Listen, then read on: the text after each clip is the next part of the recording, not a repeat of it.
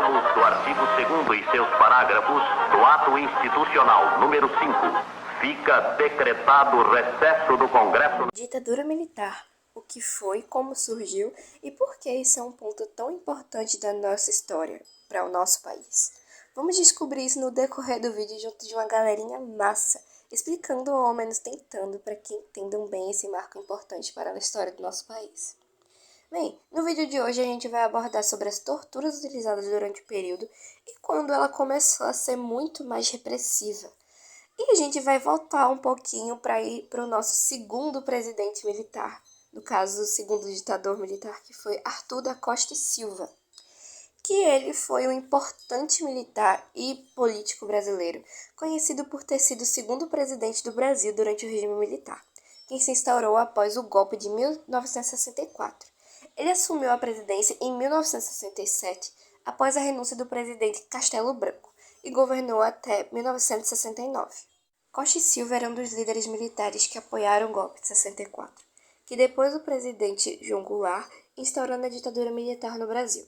Durante seu governo, ele consolidou e intensificou o regime autoritário, estabelecendo medidas de repressão mais duras e ampliando o controle sobre a sociedade e a política. Costa e Silva foi um personagem central na repressão política da ditadura militar, sendo responsável por um endurecimento do regime com a promulgação do AI-5 e a intensificação das práticas autoritárias e violentas do governo militar.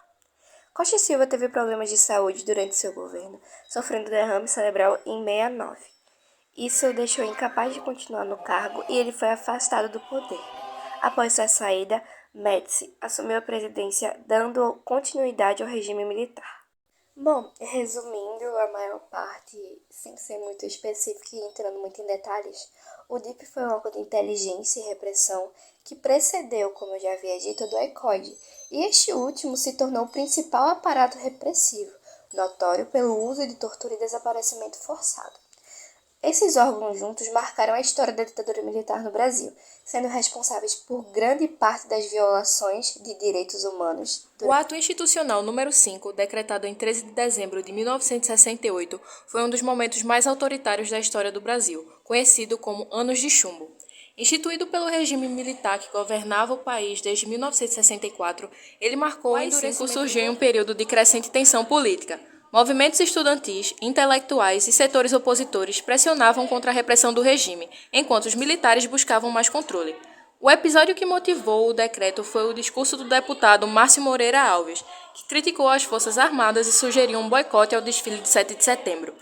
Quando o Congresso Nacional se recusou a processar o deputado, o presidente Costa e Silva decidiu fechar o legislativo e instaurar o ato suspendeu direitos constitucionais e ampliou os poderes do executivo. Ele permitiu a cassação de mandatos de políticos e a suspensão de direitos políticos por até 10 anos. A censura foi imposta à imprensa, música, cinema e literatura. O Congresso Nacional foi fechado por tempo indeterminado, assim como as assembleias legislativas e as câmaras municipais, quando considerado necessário. O presidente ganhou poderes arbitrários para intervir em estados e municípios sem restrições. Classificaria como uma escritora que escreve por vocação ou por necessidade? Olha, eu só escrevo porque não consigo deixar de escrever. É mais forte do que eu. Agora eu vou falar um pouco sobre a escritora Clarice Lispector. Ela foi uma das maiores escritoras brasileiras do século XX e se destacou por sua escrita inovadora e introspectiva, que abordava questões existenciais, a subjetividade e a condição humana. Ela foi autora de obras como Laços de Família, A Hora da Estrela e rompeu com as convenções literárias da sua época, utilizando uma linguagem poética e reflexiva. Durante a ditadura militar, a sua postura foi discreta e apolítica, focando em obras mais universais em vez de críticas diretas ao regime. Como foi dito por Taeme, nesse período os autores não poderiam fazer críticas diretas à ditadura, pois seriam perseguidos. Com Clarice Lispector não foi diferente. Algumas de suas citações podem ser associadas à ditadura. A primeira citação é da sua obra A Hora da Estrela, que diz: liberdade não é o que você pode fazer, mas o que você não pode fazer. Aqui, Clarice sugere uma reflexão sobre os limites da liberdade, um conceito muito pertinente à opressão e à censura imposta pela ditadura, onde os indivíduos eram frequentemente privados de suas liberdades fundamentais.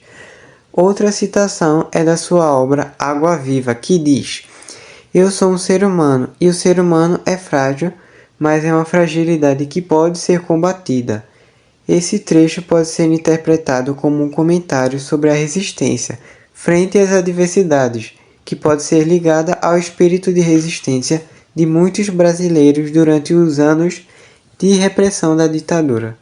Pai, afasta de mim esse cálice, Pai, afasta de mim esse cálice de vinho tinto de sangue.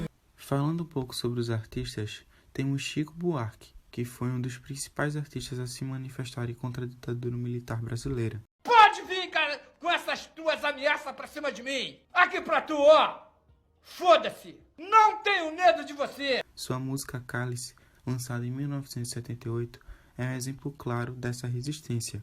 Composta por ele e Gilberto Gil, a canção foi censurada e somente liberada 5 anos após sua criação, ou seja, essa obra foi criada em 1973, mas, devido à censura, ela foi lançada apenas 5 anos depois.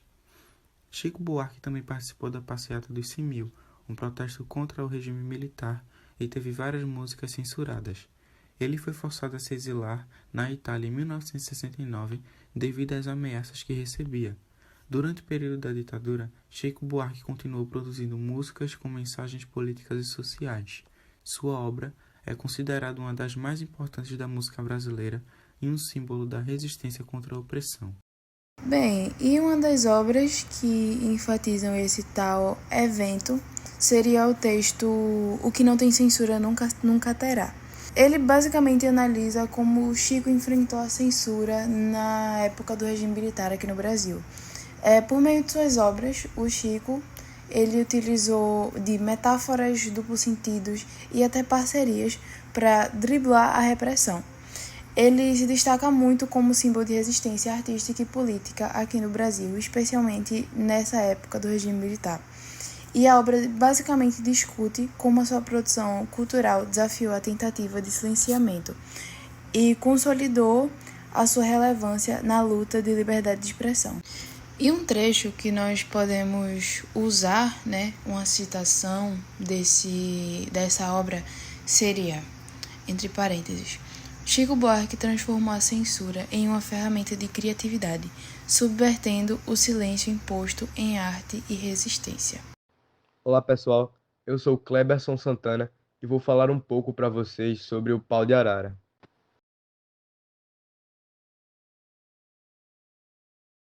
Praticado por várias forças de segurança e órgãos governamentais, principalmente pelo DOI-CODE. O pau de arara consistia numa barra de ferro que era atravessada entre os punhos amarrados e a dobra do joelho, sendo o conjunto colocado entre duas mesas, ficando do corpo do torturado pendurado a cerca de 20 ou 30 centímetros do solo. Esse método também quase nunca era utilizado isoladamente e seus complementos normais envolviam choques elétricos, palmatórias e afogamento. O choque elétrico foi um dos métodos de tortura mais cruéis e largamente utilizados durante o regime militar. Geralmente, os choques eram dados através do telefone de campanha dos exércitos, que possuía 2 fios longos que eram ligados ao corpo nu, normalmente nas partes sexuais, além dos ouvidos, dentes, língua e dedos.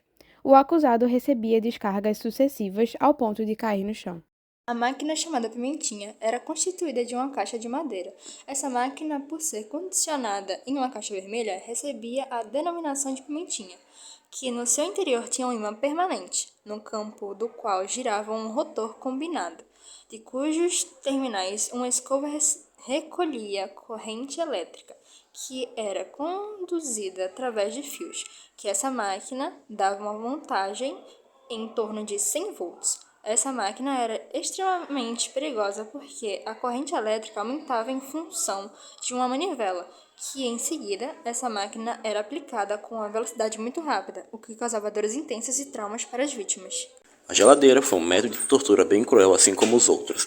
Nela, a vítima era colocada em um espaço pequeno, escuro e frio. Esse ambiente hostil era criado para causar não apenas sofrimento físico, devido ao frio intenso, mas também psicológico, induzindo sensações de isolamento e claustrofobia.